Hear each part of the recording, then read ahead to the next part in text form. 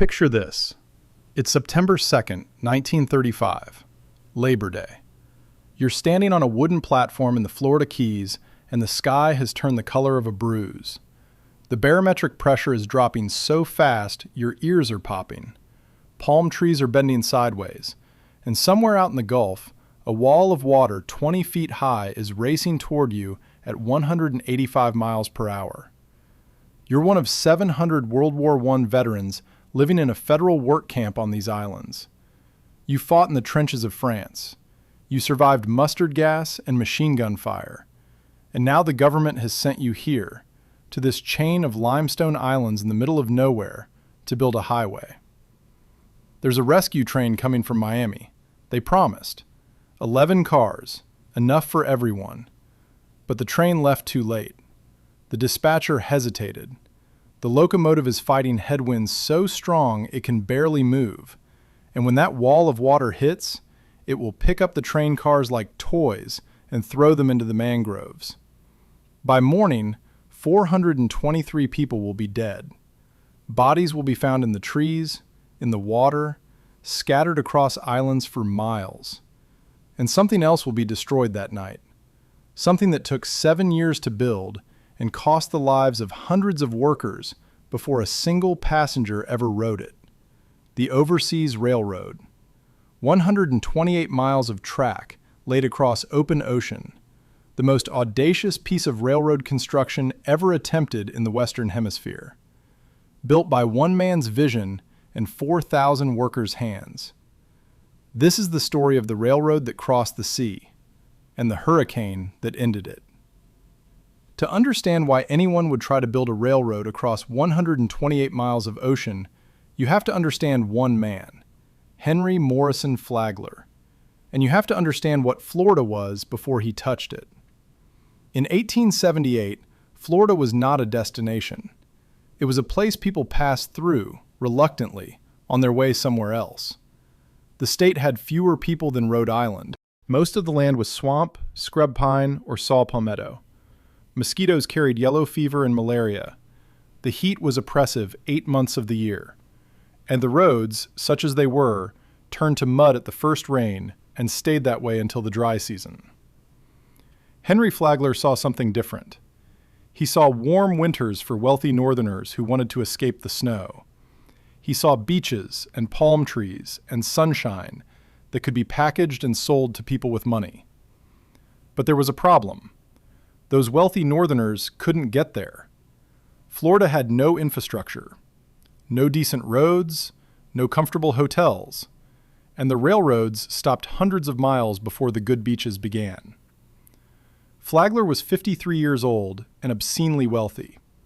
He'd made his fortune as John D. Rockefeller's partner in Standard Oil. He didn't need to work another day in his life. But Henry Flagler wasn't interested in retirement. He was interested in building things. He started with St. Augustine, then Daytona, then Palm Beach. Each time the pattern was the same. First, he extended his railroad south. Then he built a luxury hotel at the terminus. Then he waited for the wealthy tourists to arrive. And they did, in droves. The Florida East Coast Railway became a license to print money. By 1904, Flagler had pushed his railroad all the way to Miami. The city barely existed before he arrived. When his first train pulled into Miami in 1896, there were maybe 300 people living there. By 1904, it was a thriving town of several thousand, all thanks to Flagler's railroad and the Royal Palm Hotel he built at the end of the line. Any rational man would have stopped there. Flagler was 74 years old. He'd already transformed the entire east coast of Florida. He'd built a railroad empire and a hotel empire and created entire cities out of nothing. He had more money than he could spend in 10 lifetimes. But Flagler looked at a map, and 128 miles beyond Miami, connected only by water, sat Key West, the southernmost point in the continental United States. A deep water port closer to Havana than to Miami. A strategic naval location. A city of 20,000 people who had to get everything, every piece of lumber, and every sack of flour by boat. What if you could connect Key West to the mainland by rail? You could ship goods faster. You could move people faster. You could potentially capture the trade from the Panama Canal, which was then under construction. Ships could unload their cargo at Key West and send it north by rail, avoiding the long voyage around Florida. Was it practical? Probably not. The economics were dubious even then. But Henry Flagler was 75 years old, and he had a vision of completing something that everyone said was impossible. When engineers told him a railroad across the open ocean couldn't be done, he reportedly said, "I want to see it done before I die." That single sentence set in motion the most audacious construction project of the early 20th century. Let's talk about what 128 miles of open ocean actually means in practical terms. Because until you understand the obstacles, you can't appreciate what those workers accomplished. The Florida Keys are a chain of islands stretching southwest from the mainland in a gentle arc. From Miami to Key West, only about 30 of those 128 miles are actually over dry land. The other 98 miles are over water. Not shallow water where you could just build up a causeway. Deep water. Open ocean. Channels where the Gulf of Mexico meets the Atlantic Ocean in currents that run like rivers. And here's the thing about water. You can't drive a piling into it.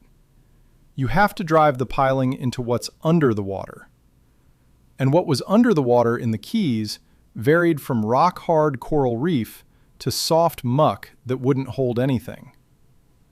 The longest gap was between Knights Key and Little Duck Key, 7 miles of open water with depths reaching 15 feet in some places and currents strong enough to sweep a man away. This would become the 7-Mile Bridge, the most famous section of the railroad, and the most terrifying to build. But it wasn't just the water. It was everything else. Mosquitoes swarmed so thick in the summer months that workers had to wear head nets just to see. The heat was relentless. Temperatures regularly hit the mid-90s with humidity to match.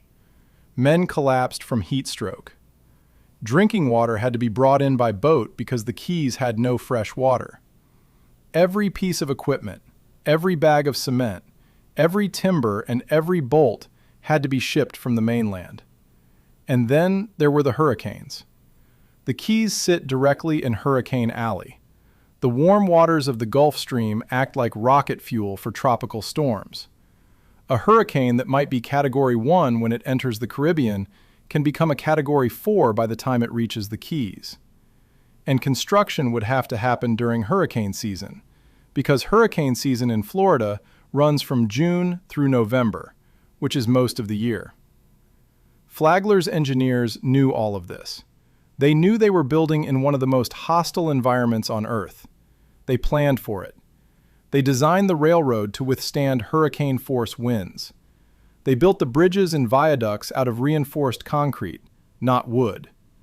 They specified construction techniques that had never been tried on this scale. But knowing the dangers and surviving them are two different things. Construction began in 1905. The plan was to push south from Homestead, the last town on the mainland, through the Upper Keys, then hopscotch from island to island until they reached Key West. 4,000 workers signed on for the job. Most of them had no idea what they were getting into. The workforce was a mix of everything. White laborers from the northern states looking for winter work. Black laborers from Georgia and Alabama, seeking better wages than they could find in the cotton fields. Immigrants from Italy, Greece, and Eastern Europe, fresh off the boats at Ellis Island. All of them thrown together in work camps on islands where the nearest doctor might be 2 hours away by boat. The pay was decent for the time. Common laborers earned $1.50 per day. Skilled workers, carpenters and masons and crane operators, could make $2.50 or more. But the conditions took their toll. Dysentery swept through the camps regularly. Malaria and yellow fever claimed lives, despite mosquito control efforts. And accidents happened constantly. When you're driving pilings into coral reef from a floating barge, things go wrong. Cables snap, pilings slip, men fall into the water. A man named William Patterson, 34 years old, from Palatka, Florida, was killed in 1906 when a steam hammer slipped its housing and struck him in the head. A man named Giuseppe Torino, an Italian immigrant, drowned when his work barge capsized in a sudden squall. He was 28 years old and had been in America for less than 2 years. I've searched the records. The official death count from construction accidents is somewhere around 150 men. But the company kept poor records, especially for the black laborers and immigrants. The real number is almost certainly higher. Some historians estimate that as many as 300 workers died during the 7 years of construction. We'll never know for sure. And then came October 18th, 1906. The workers on the upper quays had been watching the sky for days. A storm was approaching from the south, moving slowly, building strength. The company knew it was coming. They had time to evacuate, but evacuation meant delays. Delays meant money. So they waited. When the hurricane hit, it was a Category 3, with sustained winds around 120 miles per hour. Storm surge flooded the work camps. Workers clung to anything they could find. Some climbed into the superstructure of the bridges they'd been building. Others tried to swim for higher ground that didn't exist. 130 men died that night. Their bodies were found for weeks afterward, floating in the channels, tangled in the mangroves. The company buried most of them in a mass grave on Long Key. There's a marker there today, if you know where to look. Most people drive past it without stopping. After the 1906 hurricane, the work stopped. Flagler had a decision to make. He'd already sunk millions of dollars into the project. Over 100 workers were dead. The mainland newspapers were calling it folly, madness, Flagler's last delusion. He ordered construction to resume within weeks. I want you to understand what the construction actually looked like. Not the engineering diagrams, not the budget spreadsheets. The physical reality of building a railroad across the ocean in 1906. Start with the quarter boats. These were floating dormitories where the work crews lived. Picture a wooden barge, 150 feet long, with bunks stacked 3 high and barely enough room to turn around. 200 men shared each quarter boat. The smell was exactly what you'd expect from 200 men living in close quarters with no air conditioning in the Florida summer. The workday started before dawn. A steam whistle blew at 5 a.m. Breakfast was served in the mess hall. Coffee, salt pork, beans, bread. Every day, the same meal. Then the men would load onto work barges and head out to wherever the construction was happening. Building a bridge in open water starts with pilings. These were concrete cylinders, some of them 30 feet long, that had to be driven into the seabed until they hit solid coral. A floating pile driver would position itself over the correct spot, using anchors and cable to fight the current. Then the hammer would begin its rhythmic pounding. Bang, bang, bang, over and over for hours, driving the piling inch by inch into the coral. It was hot on those work barges. There was no shade. The sun reflected off the water and cooked you from above and below simultaneously. Men drank gallons of water and still got heat stroke. The company doctors treated dozens of heat exhaustion cases every week during the summer months. Once the pilings were in place, the concrete work began.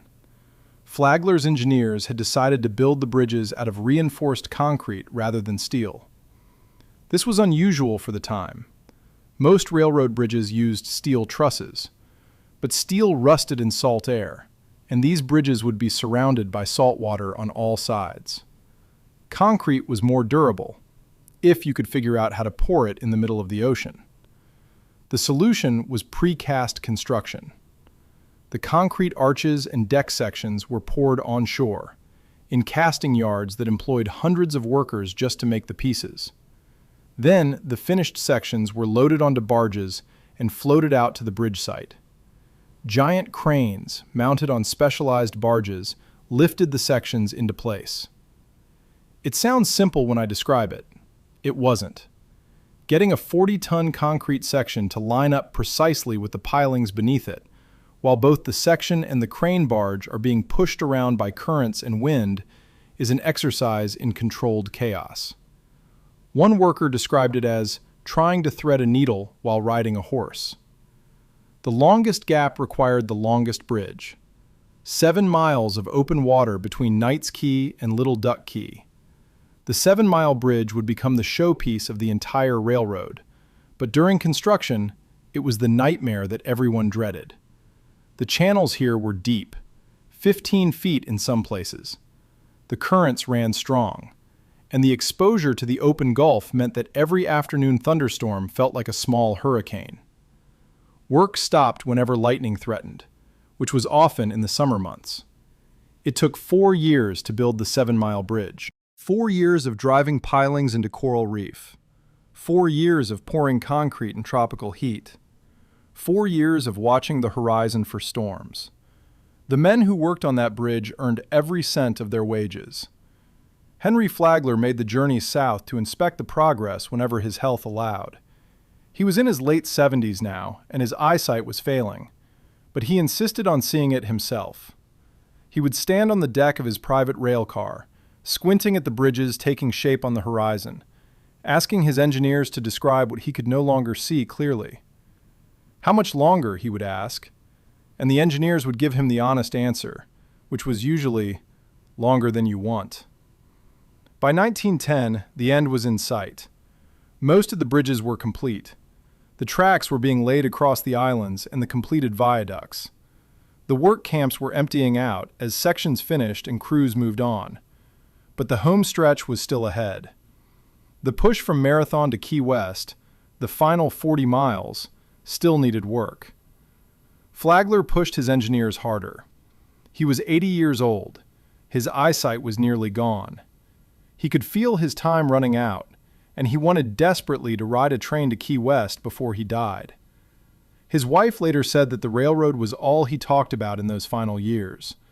Not his oil fortune, not his other accomplishments. Just the railroad.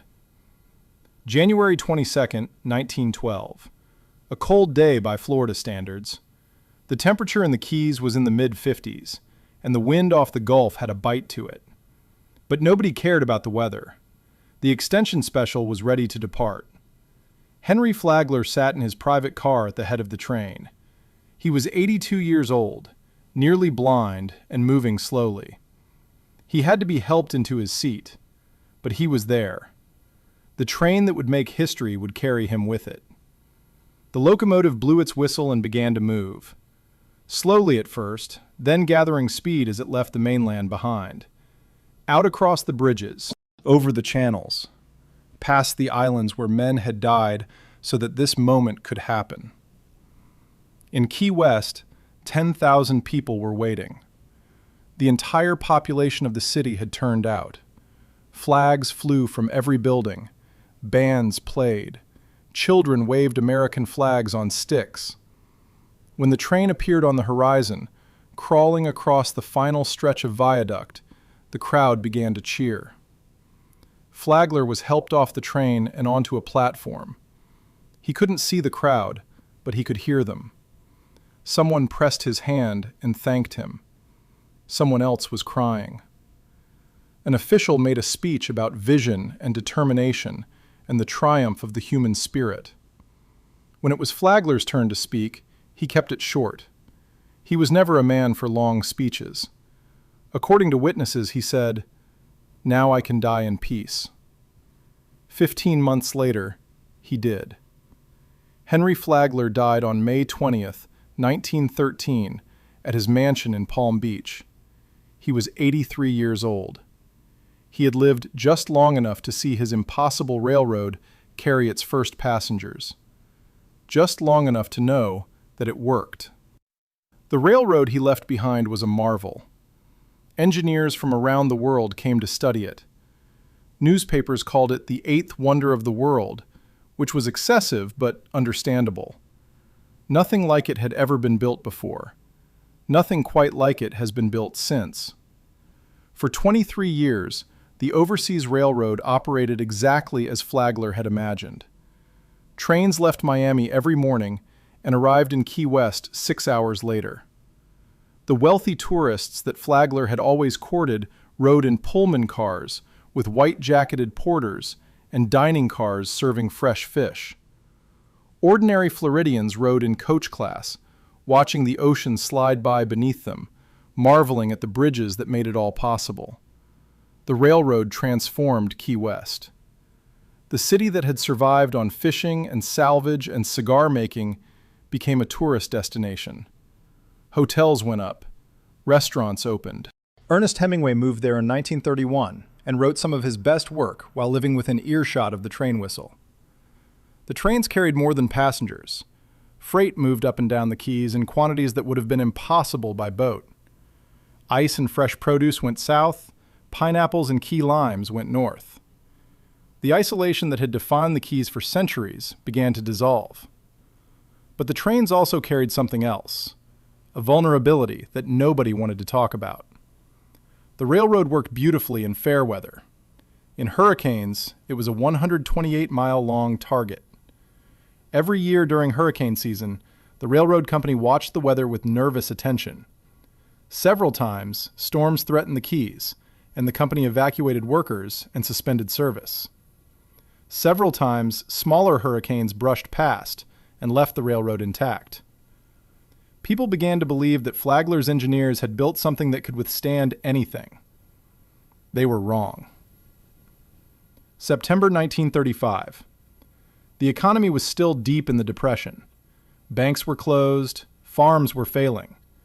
Unemployment topped 20% nationwide. In Florida, the situation was particularly grim. The federal government had created work programs to put unemployed men back to work. One of these programs brought World War I veterans to the Florida Keys. These were men who had served their country, fought in France, survived the trenches and the gas attacks. Now, 20 years later, they couldn't find jobs. The government offered them $30 a month, plus room and board, to work on road construction projects in the Keys. By late August 1935, there were about 700 veterans living in 3 work camps in the Middle Keys. Camp 1 was on Lower Matecumbe Key. Camp 3 was on Windley Key. Camp 5 was on Lower Matecumbe as well. The camps were clusters of flimsy wooden buildings and tents, laid out on the low ground near the water. These men were not strangers to danger. Many of them had medals for bravery. Many of them bore scars from combat. But they were stationed on islands with maximum elevations of 6 or 8 feet, in shelters designed for convenience rather than safety, during the heart of hurricane season. The men who ran the camps knew a storm was forming in the Atlantic. On August 30th, the Weather Bureau in Jacksonville issued an advisory about a tropical disturbance east of the Bahamas. On August 31st, the storm crossed the Bahamas and entered the Straits of Florida. It was moving slowly, taking its time, as if building strength for what came next. By Sunday, September 1st, the day before Labor Day, it was clear that a major hurricane was heading for the Keys. The Weather Bureau upgraded its warnings. The winds were now estimated at 140 miles per hour and increasing. The eye was projected to cross the Middle Keys sometime on Monday. The veterans should have been evacuated. A train could have been sent from Miami on Sunday, while the weather was still calm enough to travel. The men could have been in Miami before the first rain band arrived. But the train was not sent on Sunday. The Florida East Coast Railway was operating on a holiday schedule. The decision to send a rescue train had to be approved by multiple people, several of whom could not be reached immediately. By the time the order was given, it was mid-afternoon on Monday, Labor Day, and the storm was already hitting the Keys. The rescue train left Miami at 4:25 p.m. on September 2, 1935. Engine 447 pulled 11 passenger cars and 2 baggage cars. The plan was to reach the camps, load the veterans, and return to Miami before conditions became impossible. It was already too late. The train made slow progress against the wind. By the time it reached Homestead, the last town on the mainland, debris was blowing across the tracks. The engineer, J. Haycraft, pushed forward anyway. His orders were to reach the camps. Around 8 p.m., the train approached Isla Mirada, in the heart of the Middle Keys. The wind was now howling at over 150 miles per hour. The barometric pressure had dropped to 26.35 inches of mercury, the lowest ever recorded in the Western Hemisphere at that time. And the storm surge was coming. A wall of water between 15 and 20 feet high swept across the islands. It hit the rescue train at 8:20 p.m., directly in front of the quarry at Isla Mirada. The wave lifted the passenger cars off the tracks and threw them into the mangroves. Only the locomotive and the tender, heavy enough to resist the surge, stayed on the rails. Engineer Haycraft survived. He crawled out of the locomotive cab and clung to the tender while the storm raged around him. When dawn came, he saw what remained of his train. The passenger cars were scattered across the landscape like broken toys. None of them were anywhere near the tracks. In the veteran camps, the destruction was total. The flimsy shelters had offered no protection against the wind, much less the surge.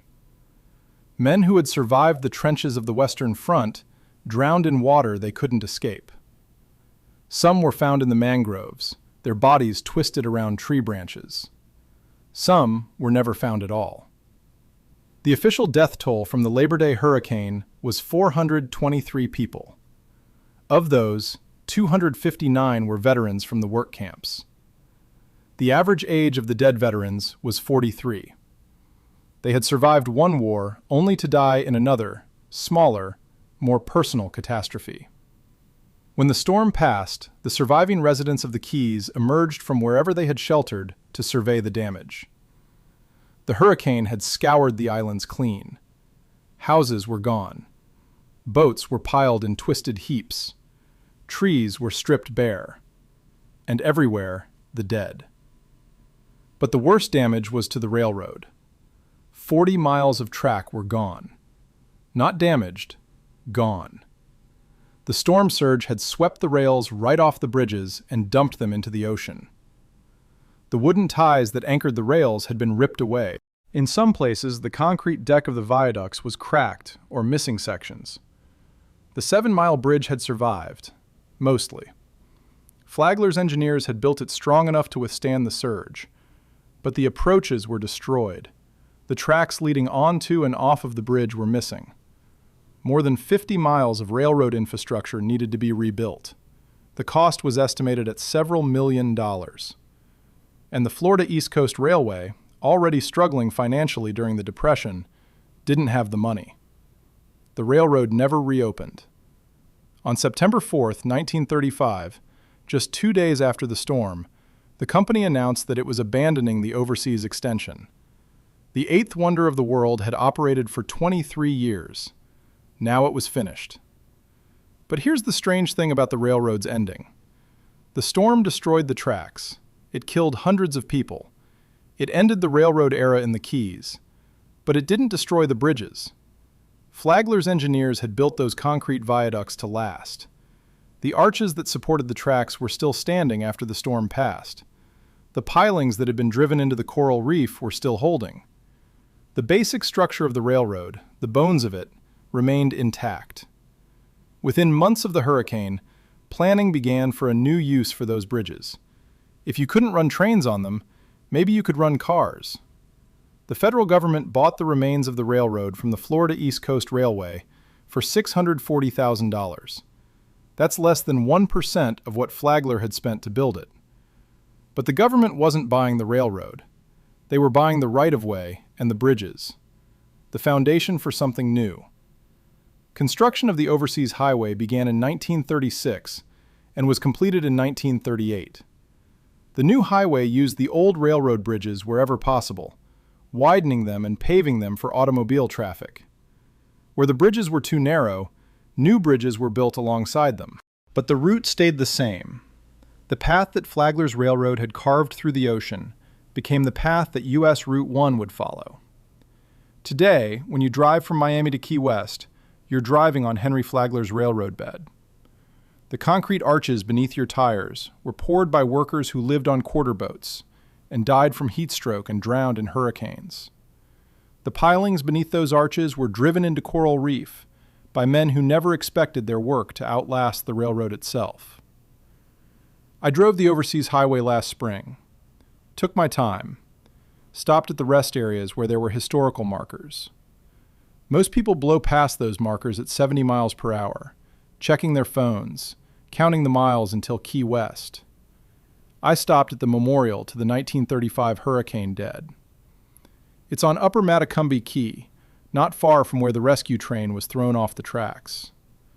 There's a crypt containing the cremated remains of hundreds of victims, a stone monument with a plaque, a carved relief showing palm trees bending in the wind.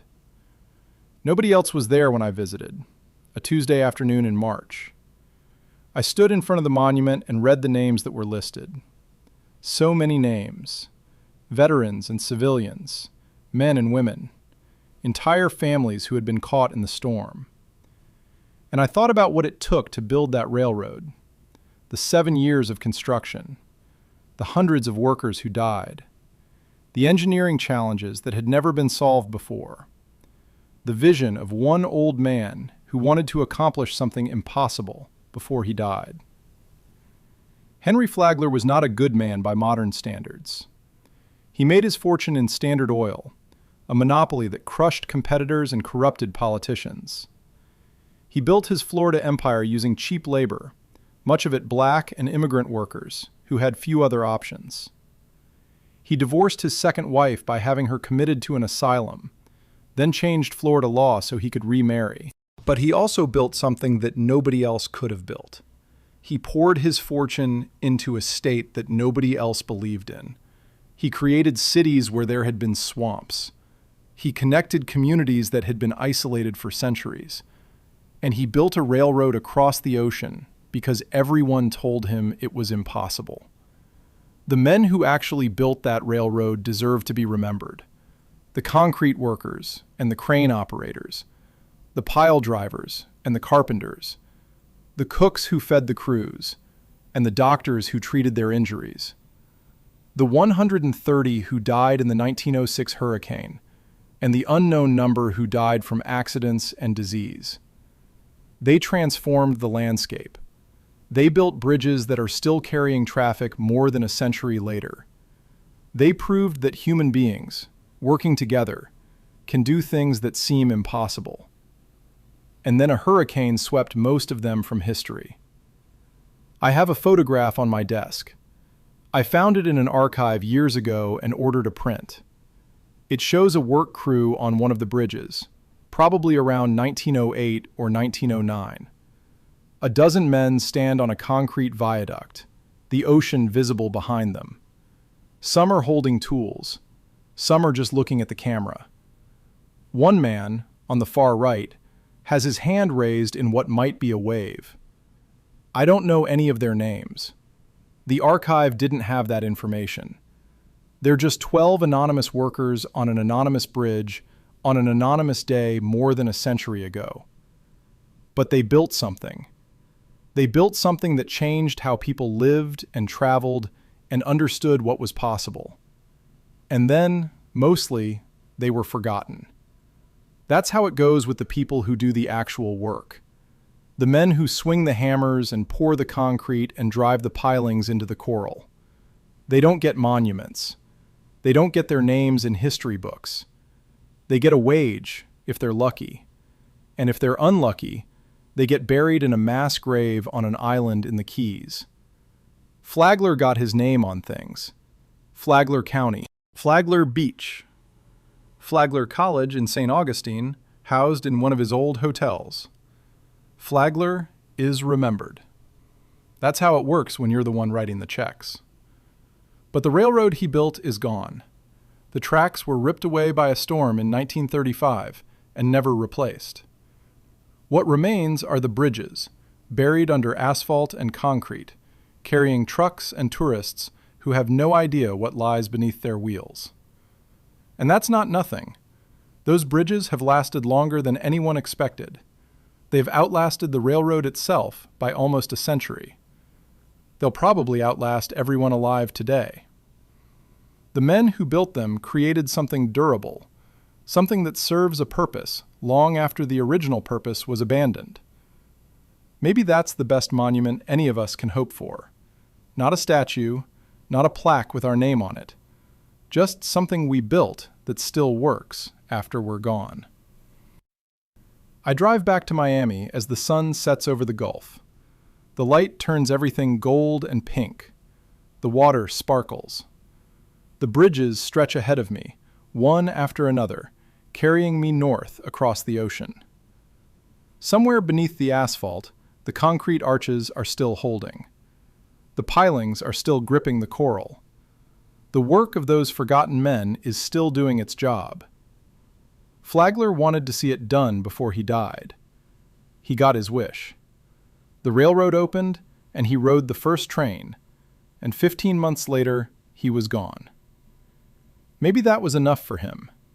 Maybe accomplishing the impossible is its own reward. And maybe, for the workers who built it, knowing that their work would last was all the monument they needed. Even if nobody remembers their names, even if the railroad they built was destroyed by a storm. The bridges remain. The connection remains. The proof that it was possible remains. That has to count for something.